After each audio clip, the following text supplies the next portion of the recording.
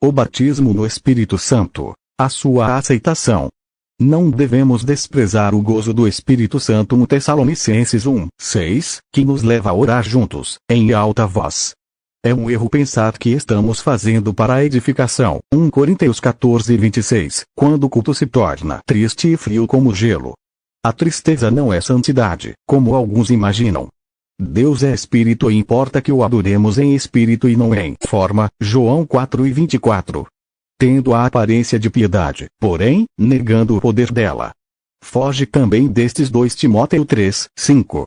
E todos foram cheios do Espírito Santo, e outros zombando, diziam, estão cheios de mosto. Atos 2:4-13.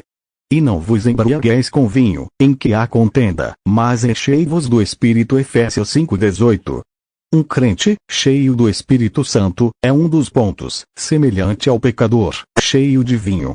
Como é de se estranhar que alguns cristãos, hoje, se considerem melhores do que outros, só porque nunca estão cheios do Espírito, o qual, oferecendo, com grande clamor e lágrimas, orações e súplicas ao que o podia livrar. Abacuque 5:7.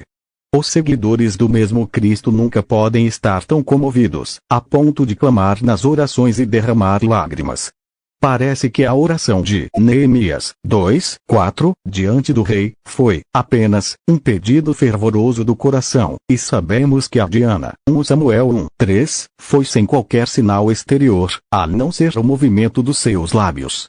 E é certo que muito podem tais orações. Concluímos, portanto, que ninguém pode proibir, quer a oração quieta, quer a que vem com grande clamor e lágrimas. E rogo-vos, que combatais comigo, nas orações. Romanos 15:30.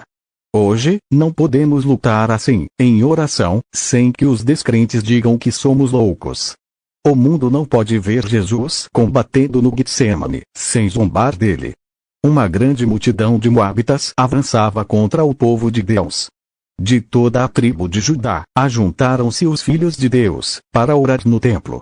Pelo Espírito Santo, por Jaziel, servindo de porta-voz de Deus, veio a mensagem, para que o exército de Judá parasse, ficasse em pé, perante os moabitas, para ver a salvação do Senhor. Então Josafá se prostrou com o rosto em terra, e todo o Judá e os moradores de Jerusalém se lançaram perante o Senhor. E levantaram-se os levitas, coatitas, e dos filhos dos coraitas, para louvarem ao Senhor Deus de Israel, com voz muito alta. 2 Crônicas 20:1819.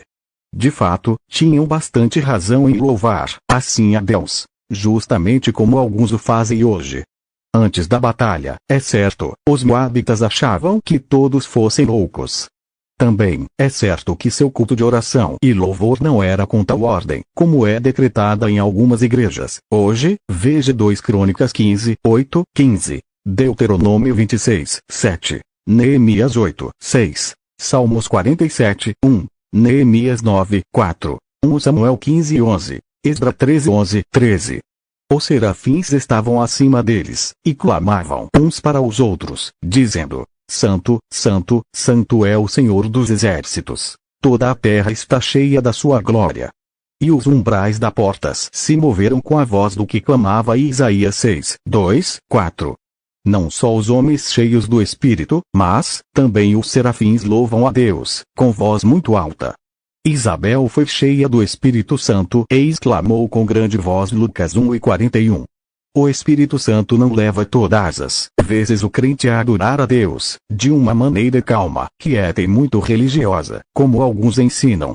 Toda a multidão dos discípulos, regozijando-se, começou a dar louvores a Deus em alta voz. Lucas 19:37.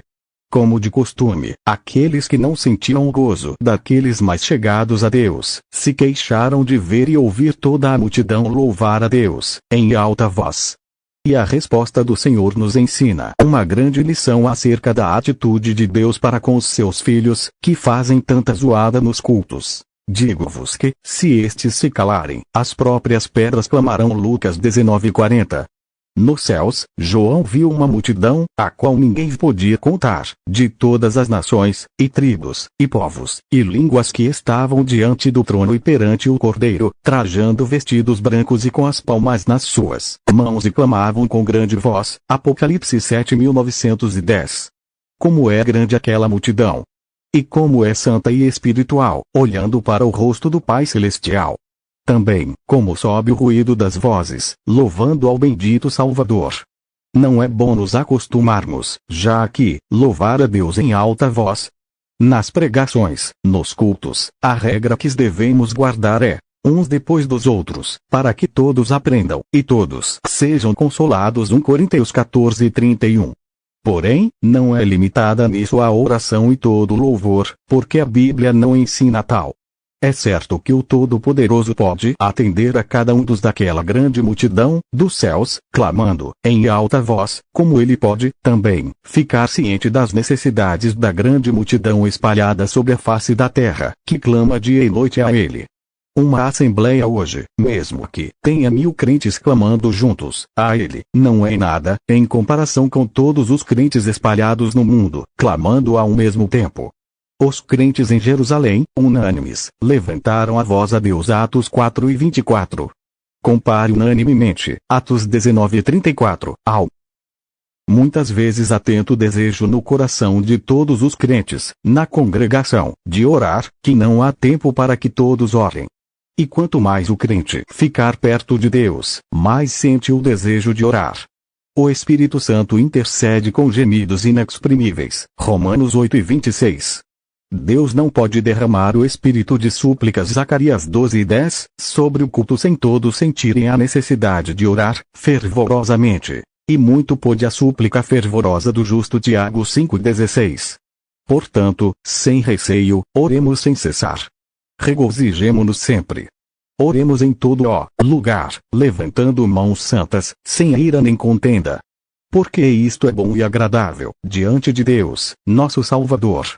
E a sua paz, que excede todo o entendimento, guardará os vossos corações e os vossos sentimentos em Cristo Jesus. Evangelista Jarbas Epífano.